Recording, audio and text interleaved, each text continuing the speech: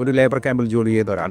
അയാൾ വിചാരിക്കുന്നത് എനിക്ക് ഈ സമ്പാദ്യമൊന്നും പറഞ്ഞതല്ല, അല്ലെങ്കിൽ സമ്പാദ്യശീലമൊന്നും എനിക്ക് പറഞ്ഞതല്ല എന്ന് ചിന്തിക്കുന്ന ആളോട്, ഒരു 2000-2500 ദിർഹംസൊക്കെ സാലറി വാങ്ങിക്കുന്ന ആളുകളോട് ശ്രീ ഷംസുൻ സാറിന് പറയാനുള്ള അവരോടും പറയാനുള്ളത്, നിങ്ങൾ 20% മാറ്റി വെക്കുക. 2500 ശമ്പളം കിട്ടുന്ന ആളാണെങ്കിൽ അതിൽ നിന്ന് 20% മാറ്റി വെച്ച് ബാക്കിയുള്ളതുകൊണ്ട് ജീവിക്കുക. ഇന്ന് രാവിലെ ഞാൻ ഓഫീസിൽ ഇരുന്ന് സൗദിയിലുള്ള ഒരു സുഹൃത്ത് എന്നെ വിളിക്കുകയാണ്. ആ വിളിച്ചപ്പോൾ അദ്ദേഹത്തിൻ്റെ സന്തോഷം പറയാനാണ് വിളിച്ചത്. അദ്ദേഹം എൻ്റെ റേഡിയോയിൽ, അന്നൊക്കെ ഏഷ്യാനെറ്റ് സൗദി അറേബ്യയിലെല്ലാം ഭംഗിയായിട്ട് കിട്ടുമായിരുന്നു, അത് കേട്ടിട്ട് അദ്ദേഹം ഇൻവെസ്റ്റ്മെൻറ്റ് തുടങ്ങി. ഇൻവെസ്റ്റ് ചെയ്ത് തുടങ്ങിയത് 7000 ഉറുപ്പിക വെച്ചിട്ടാണ്. ഇപ്പോഴിന്ന് എന്നെ വിളിച്ചപ്പോൾ അദ്ദേഹം പറഞ്ഞത് ഇപ്പോൾ പ്രതിമാസം 70,000 ഉറുപ്പിക ചെയ്യുന്നു എന്നാണ്. ഇപ്പോൾ അദ്ദേഹം ചെയ്ത സംഖ്യ 60 ലക്ഷം ഉറുപ്പികയായിട്ടുള്ള അവസ്ഥയാണ്. അദ്ദേഹത്തിൻ്റെ ടാർജറ്റ് എന്താണെന്ന് പറയുമ്പോൾ, അദ്ദേഹം തിരിച്ചു പോകുന്ന സമയം ഒരു 5 വർഷം കഴിഞ്ഞാൽ തിരിച്ചു പോകാൻ ഉദ്ദേശം. അന്നത്തേക്ക് 1 കോടി ഉറുപ്പിക ആയിത്തീരണമെന്നാണ്. അറബി വീട്ടിൽ കുക്കായിട്ട് ജോലി ചെയ്യുന്ന ആൾ ഇപ്പോൾ ജോലി ചെയ്യുന്നത് ഡ്രൈവറായിട്ടാണ്.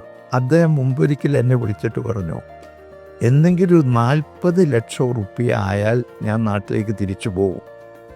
അങ്ങനെ ഓരോ സമയത്ത് വിളിക്കുമ്പോൾ ടാർജറ്റ് ഇങ്ങനെ മുകളിലേക്ക് പോകും. ഇപ്പോൾ 1,45,00,000 രൂപയാണ് അദ്ദേഹത്തിൻ്റെ കയ്യിലുള്ളത്. അദ്ദേഹത്തിന് ഇത്രയും ആക്കാൻ സാധിക്കുമെന്ന് ഒരാളും വിശ്വസിക്കില്ല. മാത്രമല്ല, അദ്ദേഹം ഒരു 10 സെൻറ്റ് ഭൂമിയും കൂടെ മേടിച്ചു വീടിനോട് ചേർന്നിട്ട്. ഒരു അനിലുണ്ട്, എന്നെ സ്ഥിരമായിട്ട് അറിയാം വിളിക്കുന്നത്. വെറും 4000 ഉറുപ്പികയിൽ തുടങ്ങിയ ആ വ്യക്തി അവസാനം നമ്മളായിട്ട് സംസാരിക്കുമ്പോൾ 40,000 ഉറുപ്പികയാണ് മന്ത്ലി ചെയ്യുന്നത്.